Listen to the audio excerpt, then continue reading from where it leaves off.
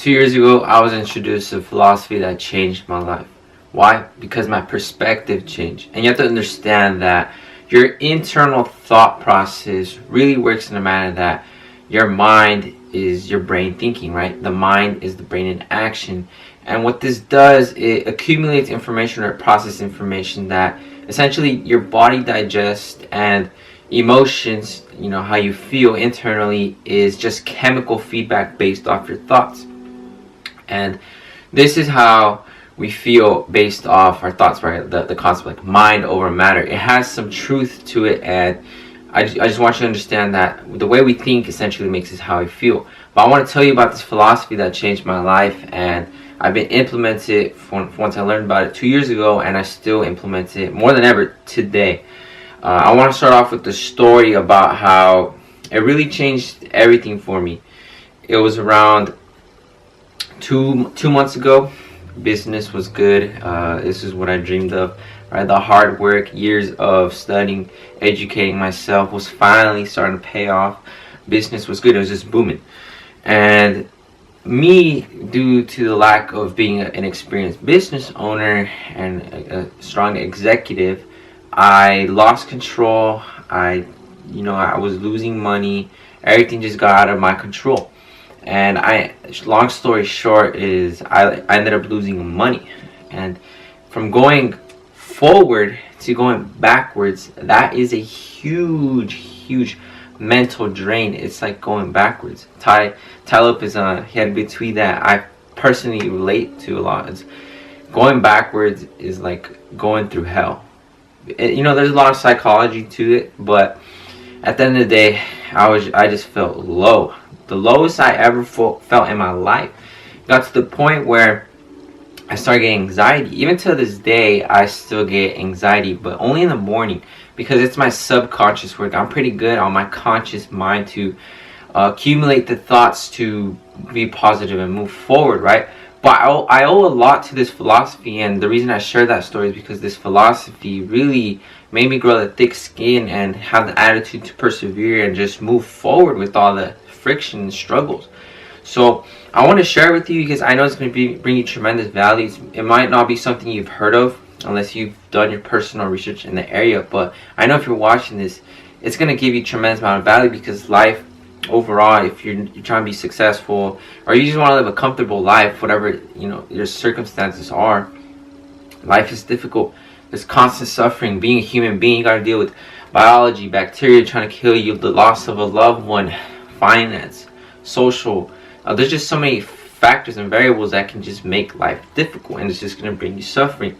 So if you have the mentality, the mental structure internally, you're going to process and just move forward through the hard times in a different manner than someone who doesn't know this, right? It's the stuff you don't know that harms you. And I want you to become aware of this philosophy and implement it so you can build the character and have your internal infrastructure to persevere.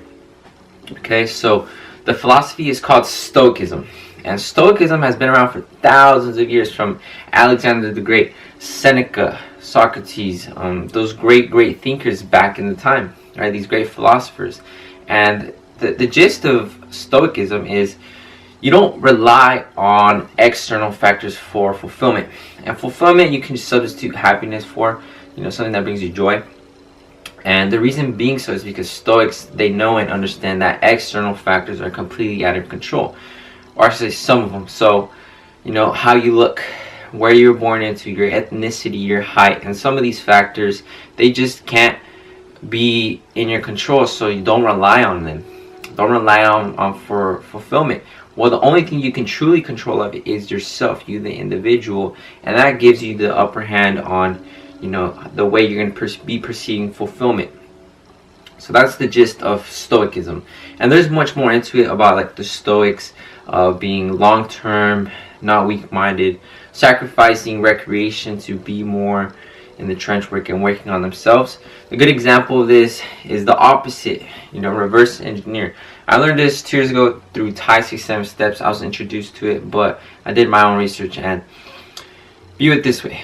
Stoicism is one thing, and the opposite of Stoicism is what's called as Epicureanism, and that's more of instant gratification, the YOLO, a little bit more weak-willed, and they just want instant gratification and are not necessarily going to persevere through the hard times. On the other hand, Stoics are people who go through a lot of friction, understand the long-term game, and are just willing to do so while not a lot of other people are. So what does this have to do essentially with your life, right? Well, like I said, there's going to be constant suffering in your life, and I don't mean this in a negative way. I mean this in a realistic way. Life has a lot of suffering. So if you have the power to perceive information and make your internal feelings, your chemical feedback, your emotions differently based off external factors, you're going to feel differently, you're going to act differently, and you're going to get a different outcome. So a good way to dive further on this philosophy is, of course, reading. But I understand reading philosophical textures, writing, it's old, outdated. They spoke differently nowadays, so it could be very confusing. But I have something right here. It's a little tool. It's a little book. It's called The Obstacles Away by Ryan Holiday. And I respect this author tremendously. I can personally relate a lot to him because he started off as a marketer, but now he's more of to the philosophical area. But in this book, I mean, he's big on Stoicism. That's his whole philosophy. And in this book, The Obstacle is the Way, he just writes stories, gives you the tools, the exercise on how you can practice Stoicism and see for yourself. Let me explain why the book was called The Obstacle is the Way, and this will give you a perfect example of how Stoicism really works. So there's a king, and this king, he noticed, he became aware that his civilization, his town, was becoming very weak-willed. The people weren't progressing. They were instant gratification. They wanted that. So he decided to put a task, or to see if people would persevere and really make something out of a problem. So the king went out. He put a huge boulder in one of the most trafficked, that's a word, areas in the town. This road had lots of people coming by, so he put a huge boulder in there, and he wanted to see what the people would do. And most people, you can guess, they tried to move it, or they just went around it. They didn't really try to do anything to get the boulder out of the way, the problem. But here came an individual who was poor, and he diligently tried to move the boulder. He couldn't, so he went to the woods. He cut some stuff, found something to make leverage, and moved the boulder. And here's where the moral of the story is at. Under the boulder, there was a note, and there was gold, there's treasure. And the note said, when there's an obstacle in the way, the obstacle becomes the way. So that is the Stoic philosophy on this is a microfraction of Stoicism. But when there's an obstacle in the way, you gotta have the Stoic philosophy and the mindset to reverse it into a positive. This is why the book is very, very good. And back again to my personal story on how business just fell down and it made me feel low. With this philosophy, it really helped me to view it from a negative to a positive. I view it now like, good thing it happened to me when I'm 20 years old, not when I'm 35 and I have a mortgage and I had a lot of people relying on me. I had a family to feed. I also view like, I earned my scars. It gave me a lot of experience. It also adds up to my story. Viewing the negative into a positive, and that's due to the philosophy. And what this does, and I want to get to the psychological level or the neurology level, is it rewires my brain.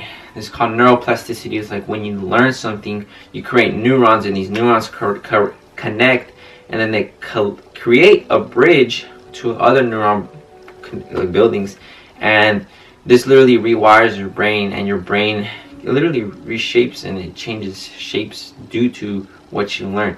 So what this does, it creates my internal thought process differently, and it makes me feel internally differently based off the information I have to work with. Now that's a little bit more advanced, but I just want you to understand the way you think truly makes you, the way you think determines the way you feel. And I know there's some factors that it's not necessarily like that. Everyone has their internal chemical hormone levels differently, but for the most part, that's how it works. I know there's some factors that are completely out of your control. But back to the philosophy of Stoicism, I want to give you some simple exercises that you can do and practice for yourself to see if you would truly benefit or actually even enjoy developing the character from Stoicism. And it's fairly simple. I do it all the time. Excuse me, I have my notes right here, and I enjoy practicing it because it really builds your character and it changes your perception on how most of the things people don't even take a glance to look at or to really understand. And when you do this, you put yourself in a position that you're like, okay, I have different type of information to work with now. Therefore, I can create an outcome that most people can't because they don't know how to work it and get to there. So, the first stoic exercise you can do, it's fairly simple. It's more of a mental thing than external thing. Is you gotta practice misfortune, and this is fairly simple, yet it's very difficult because human beings, we want everything easy, we want instant gratification, right? But practicing misfortune can get you the thick skin and prepare your mentality for you to persevere through when it really is hard. You're already putting yourself there. Practicing misfortune. A big one that a lot of people do, I don't do this one, but it's taking cold showers. You know, if you take a cold shower, that means that you have the mental fortitude to do so. Fortunately, I'm not at that level. I've been trying to get to the level for a while, but hey, I just haven't been practicing hard enough, right? But another thing is simple, like not eating all the way till you get filled. You can leave a little bit of hunger within you. That way, you know, you build a mental fortitude, like I can stay hungry, or you become even more grateful when you do eat a full meal and you get full. You know, it gives you that perspective change. Simple one that I do all the time is I have shoes with holes on them, and that's practicing misfortune because I'm not wearing my best clothes. I'm wearing clothes that make, you know, they're bad. They're not good. They have holes on them. And sometimes my friends tell me, why are you wearing that? Or, you know, sometimes I even go to some places and I see them staring or whatever. It doesn't affect me because, remember, Stoicism is all about internal fulfillment, internal virtues. So I'm fine with people, like, you know, they can look. It doesn't affect me. So I'm fine with it. And I'm practicing. I'm exposing myself. And then when you expose yourself, back again, it gives you that different perspective. So that's one thing you can do. That's exercise one. Practice misfortune. The second one is a little bit more difficult because our human mind, our human brain has a lot of cognitive biases. It makes us think in a certain manner that sometimes we're not even aware of. But you gotta train your perception to see not the good nor the bad. You gotta see the reality, and that's very difficult to do because, like I said, these biases, they influence our thought process, and we want to think the way we want to think with us even knowing it's more of the mind doing its thing. But you gotta see the truth. For example, this video, I've done it like over five times. Because every time I look at it, I'm like, you know what, I'm not content. I want to do this. I could have spoken about that. Oh, I could have made it more into a story. Because I'm seeing the truth. I'm not being biased. Like, you know what, Tim, you did a great job. At least you tried. You're not a professional. You know, I'm not giving myself that excuse. Nor on the other hand, I'm not being like, this is horrible. Like, you got to work. I'm just seeing it as a truth, you know. And feedback is a huge one. But back to biases. If you ask for feedback from people you love or people you know, they're going to be a little hesitant to tell you the full bluntful truth because your ego, you might take it in a certain way, and you know, all that crazy stuff. You know, a good quote is, honesty is speaking with no identity. More difficult than said than done. And I mean, this whole philosophy is easier said than done. It's much more difficult to practice this philosophy, but I can promise you it is going to build you the character and get you that perception to persevere. And step 3, or exercise 3, is just remember how small you are. So this is where the ego comes into play. You gotta wipe out your ego because you are, like, for example, when I was getting results, I felt my ego. I felt it. I knew, I was aware. I mean, ego is not necessarily a horrible thing, but it can overwhelm you and overconsume you. And what this does is, hey, you start relying on external factors. You start trying to prove yourself to other people. You're not necessarily being yourself, and this identity is controlling you instead of you controlling the identity. But one thing you can do to stay grounded is just remember how small you are. A good example is you're nothing. In the speck of time, say you live to 80 years, that's a microsecond compared to how long the universe has been around. And whatever you're going to do is pretty much obsolete. I mean, the universe, the world's going to be fine no matter what you do. Like, for example, if me making these videos or me making money, what is it really going to do on a huge scale? Nothing. Because I ain't shit. At the end of the day, you gotta understand you're not that, and you don't have to view it as a bad, skeptical way. You just gotta view it as it is, right? Back to exercise 2. View it nor good nor bad. So that's a good thing to do. Just keep yourself grounded. Ryan Holiday gave a great example on how your ego can honestly get in your way and bring you so many problems. Caesar Alexander the Great. He was the emperor.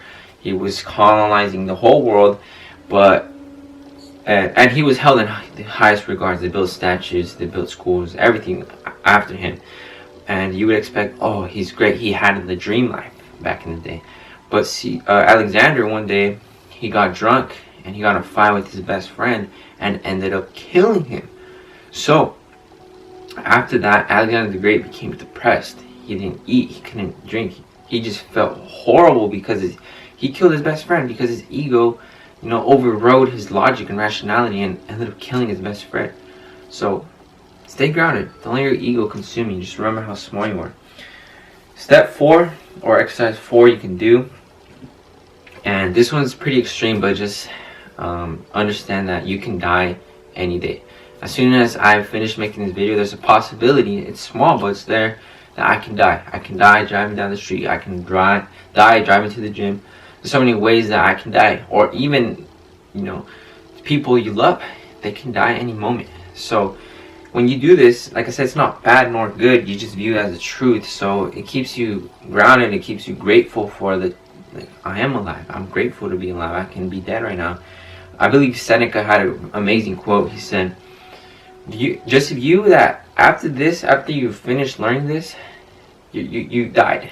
Everything after this is bonus time. It's extra time that you just got lucky to have. So that's an interesting perspective to have. So many people waste time, twaddle the time because I'll leave it for tomorrow. And I don't want to get too much into the talk, but you can die tomorrow. Simple as that. Exercise 5 you can do, and this one's very difficult. I had trouble with this one, but it's basically the serenity prayer, and that's understand what's out of your control and do not stress over it. So the serenity prayer goes as, I believe, don't quote me exactly, it's, Lord, give me the serenity to accept what I cannot change, the strength to change what I can, and the wisdom to understand which is which, or something like that.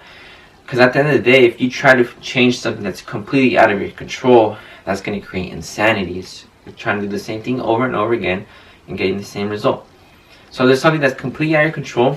Accept it. That's the key thing. You got to accept it. And what that does is give you the power. Instead of chasing it, you just accept it and you focus on something else. Don't give your energy to something you can't change. That's the opportunity cost. You're losing your energy, your time, whatever you do, trying to change something you literally can't. Move forward to something you can. That's going to give you the different perspective and different outcome. Okay? So, no, as a matter of fact, I'm going to give you a bonus because I really want to share this value. I really want to get in depth with this philosophy of Stoicism. Another thing you can do is, I've recently been doing is journal. Get a journal. There's a good book by Ryan Holiday himself. It's called, I believe, The Daily Stoic or The Stoic Journal. Just Google it or Amazon it. What this does is a journal for every single day. You have a morning reflection and evening reflection. Just write down what you're feeling, what your thoughts are, your goals, etc. And trust me, by you doing this, you are going to get the time to reflect upon yourself internally. It's you making the writing, it's you reflecting on yourself, and it's you giving the words like, oh, I could have done this, I could have done that. Everything's internal. Stoicism is all about internal. So there it is, guys. This philosophy really changed my life. It kept me going through the hard times. It's helped me go through the hard times. I'm just persevering through. Life is going to be difficult. It is going to be hard. But I know that if you just persevere, you're going to get what you want eventually, right? You got to deserve the outcome you desire. Okay, so I hope you enjoyed this video. Leave a thumbs up. Leave a like. Leave a comment. Give a suggestion. Share it to a friend going through a hard time, or you yourself. Just keep this in the back of your mind and implement this philosophy. Marcus Aurelius, he said, everything we see is perspective, not the truth. So me believing that Stoicism is great is my truth. It might not necessarily be a truth for you, But who knows? You never know until you implement it and learn for yourself, right? You gotta build your own intuition and decide for yourself. That's something that's huge. Okay, so I hope you enjoyed. I will talk to you soon. Keep me updated with your results. And Stoicism is a great way to go. Alright, thank you.